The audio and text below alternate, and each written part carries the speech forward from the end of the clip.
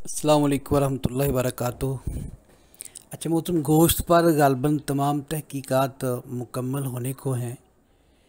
अब एक छोटा सा मसला रह गया था कि ईद पर गोश्त किस तरह खाना चाहिए। तो ये कोई सवाल नहीं बनता, ये सबको पता है ईद पर गोश्त किस तरह खाना चाहिए। मगर किसी को फूड पॉइज़न हो जाता है, किसी को हैज़ा हो जाता है, किसी को बदहज़मी हो जाती है, कोई गोश्त खाने के बाद अपसेट है, किसी को गोश्त खाने के बाद पेट दर्द है, किसी को पखाने में वट और मरोड़ पड़ रहे हैं। तो ये सारे मामलात ज़िंदगी के साथ साथ हैं।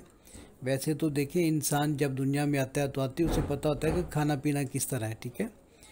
तो इसके लिए तो कोई ख़ास सिखाने वाली चीज़ नहीं है। तो बहरहाल देखें, रूटीन में गोश्तखोर जानवर नहीं है।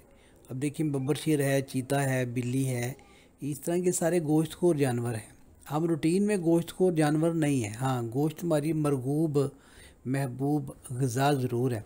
नबी अकरम सल्लल्लाहु अलैहि वसल्लम ने भी गोश्त को तमाम सालों का सरदार करार दिया है।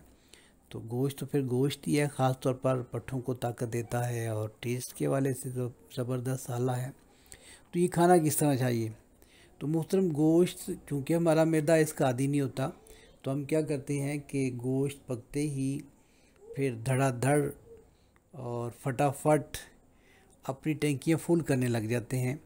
और चूँकि मैदा जिगर इस कदर बम्बारमेंट का मुतहम्मल नहीं होता, फिर रद्द अमल के तौर पर मुख्तलिफ लोगों को मुख्तलिफ़ किस्म के मसाइल सामने आते हैं। तो हम ऐसा क्यों ना कर लें कि पहली शर्त तो ये है, गोश्त गला हुआ हो। पाँच दफ़ा ऐसा भी होता है कहीं गोश्त खाने को मिले तो गला ही हुआ नहीं होता, टेस्ट ही उसका ठीक नहीं होता। तो गोश्त जिसको गालना ही नहीं आता, उसको पकाना क्या आता होगा? गोश्त के जितने भी ज़ायके बन जाएं, सबसे बड़ी खूबी गोश्त का गला हुआ होना है। क्योंकि इंसानों के लिए गला हुआ और पका हुआ गोश्त है, और जानवरों के लिए कच्चा गोश्त है, दरिंदों के लिए। तो बहरहाल गोश्त जो है अच्छी तरह पकाएं, और जब आप खाने लगें तो आपने गोश्त इतना खाना है कि अगर आप फ़र्द कर लेते हैं, 2 प्लेटें खा सकते हैं तो एक खा लें, अगर एक खा सकते हैं तो आधी खा लें। और उसके बाद 6 घंटे का इंतज़ार करना है। अगले 6 घंटे के बाद आप पहले से ज़्यादा खा लें। और इसके साथ साथ मेरी एक पहले वीडियो बन चुकी है कि कौन सा कहवा पिएँ गोश्त खाने के बाद जो बोतल की निस्बत अच्छा हो, कोक और स्प्राइट से बेहतर रिजल्ट दे। उस वीडियो में उस कहवे के अज्जा और मुकम्मल तरतीब वो भी देख लें, और गोश्त खाने के बाद वो कहवा पी लें, तो इंशाल्लाह वारे न्यारे हो जाएंगे। जब हम अपने जिस्म के आदी ना होने वाले पूरे सिस्टम को, मैदे और जिगर को यकदम प्रोटीन और नाइट्रोजन वाले गोश्त के साथ भरने लग जाते हैं, मैदा जिगर सुस्त हो जाता है। जब सुस्त होता है तो गोश्त हज़म नहीं होता, तो वो क़ुव्वत और तवानाई में बदलता नहीं है। तो फिर वो गोश्त तो हम खा रहे होते हैं, लेकिन उससे वो फ़ायदे नहीं उठा रहे होते। तो इसके अंदर यही है कि आप गोश्त जब खाएं तो भूख रख के खाएं, गोश्त अच्छी तरह गला हुआ हो, और गोश्त के बाद वो कहवा पी लें। तो उम्मीद है कि इंशाल्लाह इससे आपको परेशानी नहीं होगी, और फूड पॉइज़न या बाकी मामलात नहीं होगी। बाकी जो 6 घंटे का मैंने वक्फा रखा है, इसके ऊपर जो लोग भी अमल करते हैं ज़िंदगी में, फ़र्ज़ करें सुबह हल्का फुल्का नाश्ता कर लिया, भूख लगी है 4 घंटे बाद, लेकिन तिब्बी तहकीकात ये कहती हैं कि आपने 4 घंटे बाद खाना नहीं खाना, चाहे आपको 4 घंटे बाद भूख लगी है, आप 6 घंटे बाद खाना खाएं।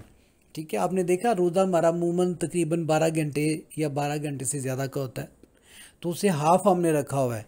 ठीक है, 6 घंटे बाद जब खाना खाएंगे या गोश्त के बाद दूसरा गोश्त खाएंगे, तो इंशाल्लाह मैदा पहले से गोश्त को हज़म करके आपके आने वाले गोश्त के लिए तैयार बैठा होगा। ठीक है, अभी आने दो गोश्त को, मैं इसको ज़रा निमट लेता हूँ इसके साथ। ठीक है, तो इस बात का ख्याल रखें, ये नहीं है।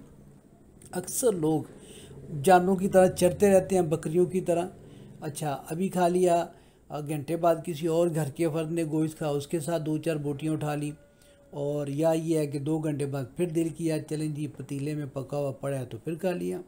ये कोई इंसानों वाले शऊर नहीं है और शार नहीं है। ठीक है, आपने जब भी खाना है एक टाइम में पेट भर के खा लें, और उसके लिए सुन्नत के मुताबिक थोड़ी सी जगह छोड़ दें, और उसके बाद 6 घंटे का वक्फ़ा करें। जब खूब भूख लग जाए तो तब आप उसको कहें। 6 घंटे बाद अगर आपको भूख नहीं लगी, फ़र्द कर लेते हैं, फिर आप वो कहवा पी लें जो मैंने पिछली वीडियो में आपको बताया है कि गोश्त खाने के बाद ये कहवा पिएँ तो गोश्त हज़म हो जाएगा।